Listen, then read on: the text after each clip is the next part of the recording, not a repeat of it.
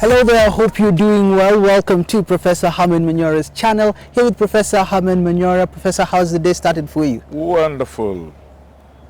Clear. Yes. Today we're speaking about Kalonzo. He recently launched his command center in Karen. He's ready to kickstart. He said, I won't play second fiddle. And absolutely, Professor, right now we cannot deny that we'll be seeing him in the ballot. Would you say this is true? Well, if he insists, he will have to. But you know, this game, I've said repeatedly, it will be played as a team. Raila, Kalonzo, Mdava, they will have to play as a team. So, is it that he hasn't decided yet or will decide later? It is courtship. It's courtship. The season of courtship. But obviously, he has used a lot of money coming up with such a thing. That is a small matter. Running for an election costs billions of shillings. In fact, IEBC is telling them they can spend up to 4.4 billion or something. Yes. So I don't think he has even said the point. He still has 4 billion to spend. So can we say that as a country we will be able to see a Kalonzo presidency? It's possible. I mean, you can't rule out anything. This is politics. Supposing they all agree it is Kalonzo and they put everything into it. Yeah. Uhuru, Raila, Dabat, if they all say it's Kalonzo, they will, but they will really have a tough fight against Ruto. Can Kalonzo be? Well, my unsolicited advice has been simple.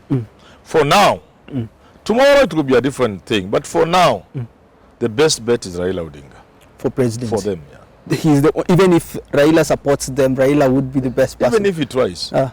Even if he tries. What would you say among the Oka leaders, the ones that went to that event was only Musalia Mudavadi? Would you say we can see a ticket that has Kalonzo being deputized by Mudavadi would be strong? Yeah, in fact, when they wanted to deny Raila the flag bearer position in 2017, they had wanted to go like that. Kalonzo deputized by Mudavadi. They can still go that way. It will be a formidable force, but not formidable enough to make a serious mark. It's a zero-sum game for them. We've always said that the DP should bank on Mount Kenya. Raila too, Mount Kenya would give him some good number of votes. Would you say, which regions would you say Kalonzo should look at? That's where are the numbers? You know, you must take a hard look at these things. A hard look that is not sentimental. Realistic. Ask yourself, where are the numbers? Kalonzo. Begin putting them on the table. Where are they? Politics is a game of numbers. For example, I ask Ruto, without Mount Kenya, where are the other numbers?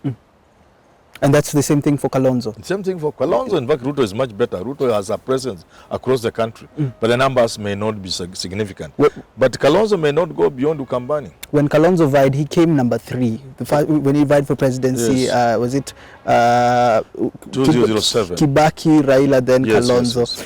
If he vies, would you say he'd become number 3 again? No, and I've explained it. He can become number 3, but the numbers will be different.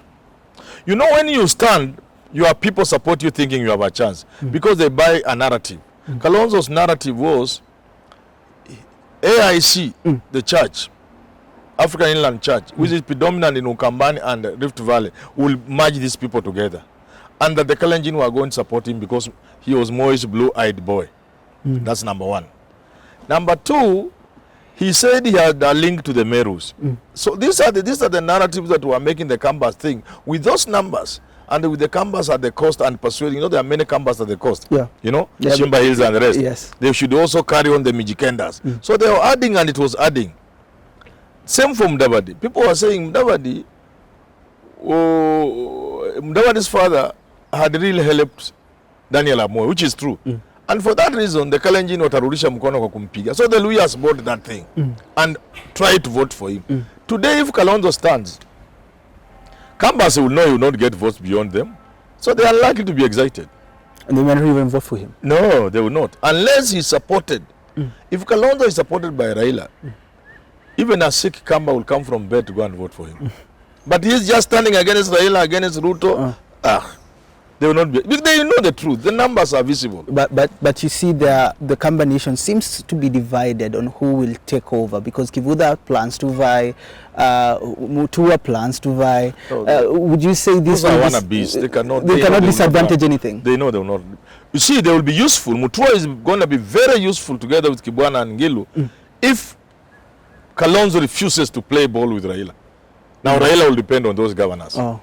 But for now, if Kalonzo is within the handshake, those others become irrelevant. Yeah. What would you say makes Kalonzo become this person that most people cannot bank on to win elections? What would you say? I have told him. And yesterday, then the other day, when they were having, I had been invited. On Monday? Yeah, on Monday. Yeah. I just didn't go. Yeah. But I had made a speech in my mind. I have asked Kalonzo to stand up, the really Kalonzo. Because the Kalonzo we see is not the if the really Kalonzo were to stand up, many people will be surprised. He will be very electable. But he has closed this, he has kind of restricted himself. You know, I think Kalonzo and Mudavadi were more schoolboys. And they were told to behave well, they would be made president. So that thing has not left them. Cautious, behaving well. The really Kalonzo is bolted inside there. Yeah. Inside that man you see, there is the really Kalonzo. If that really Kalonzo came out, he will be a credible person. But this being overcautious, you know, I can't say, if I say this, I will offend so and so. That is not for politics. Can Kalonzo play the money politics? With enough support, with enough backup of money, can he be able to take Raila and Ruto down? Because if he... With whose money? That's his own. Yeah. He doesn't have money. So there's no way... Money, my friend. When you talk about money for a presidential election, it is big money. It is not these small little monies these boys have. It is big money, which only people like Ruto, Raila and Uhuru have. The rest don't have that kind of money. What would you say then would... They have some little money, some pocket change. Yeah. They can raise $1 billion, 800 million, 500, 700. Mudavadi could go a bit to 1.52 billion. But then he will be bankrupted. If Kalonzo asked you, what do you think will make me president, what would you tell him? If I told him, I think, and I've told Mudavadi this, there are realistic chances with Raila. Play with Uhuru and Raila. And my friend, let them not regret. Because I've said, if you are within the handshake team, you have a realistic chance at power against Ruto. Now, once you have chased Ruto away, you have the power, whether it's Raila the president or not. You can now begin to organize yourself for something ahead. You get it? Yeah. But even before you get to that something, you are part of the power. And if you go into power, into that deal now, I've been telling Mudavadi, I've been wanting to meet him, but he's evasive. I hope somebody tells him. Yeah. We make an appointment, he doesn't. I'll tell him as a man from home. Be inside there. You know, if Mudavadi went to Uhuru now and Raila, I understand they are meeting today somewhere. Is it Costa? Kalonzo, they are all there. If they join now, they can join with the terms. You go in and be part of the system. While you are part of the system, unajua unaweza kujigawia hii. As Raila is going for presidency, we now unachukua hii. But you see, they join under duress when it is too late to make meaningful. You see, if you are part of the process of ensuring the handshake team secures victory in 2022, you become indispensable. You become part of the decision making. So when Uhuru and Raila are making decisions, you are also part of that decision. You can change some things, you can vary, you can contribute. In the process, you get something for yourself. You see, they say, fool me once, shame on me, fool me twice. Nobody has fooled anybody. It has been like 3 times. Nobody has fooled they've tried to make Raila president. That argument I've had, and it's a little stupid. Wouldn't they be lying to themselves? It is stupid because one, Raila never won. I hope that's what you're referring to. Yes. He never won. So what was there to him to kurudisha mkono na hakushinda 2013? Kushinda meaning you are sworn in. Yeah. In football, mahali referee anasema huko ndio kume. Kama ni bao ni bao. Hata kama sisi we see is not. Like Maradona's golden hand. Yeah. So long as the referee am a point center, that's a ball. So for Raila, the ref never said is a goal. 2013. So what was there to give? That's number one. Number two, and I live in this country.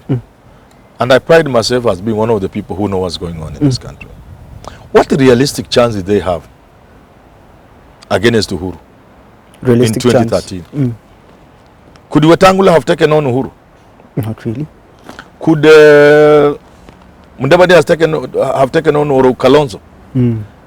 Same, 2017. Could Kalonzo have taken on Uruto in 2017. Hiyo kivumbi uliona. Tano tena. In 2007. Yeah. When there was the Pentagon, I know you are not born perhaps. There was Mudavadi, there was Nyaga, Joe Nyaga, the late Joe Nyaga, rest in peace. There was Balala and so on and so forth. I like a man called Kangumu, Fred Gumo. He told them, stop these discussions of yours. None of you can play this game. Or change Raila Ikit. Because, so for those two reasons, I think they should come together, but in a realistic way. You know, we shall give Raila. But this is our position within that. You drive the agenda, part of the agenda. But they leave it too late. By the time they give it to Raila, things are already moving on their own. They can't contribute. But that would only be possible if Raila can beat Ruto in 2022. He would beat him. Okay.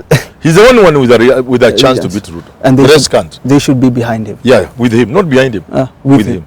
Okay, when we come, that's it for today. I was going to say when we come back, but that's it for today. Yeah. This has been a conversation on politics. Speaking of Kalonzo's future in politics, what should he do? I don't know what you think about it. Leave a comment if you can. If you haven't subscribed yet, go ahead and do so. Until we have these conversations again, Professor Sanitize. Thank you.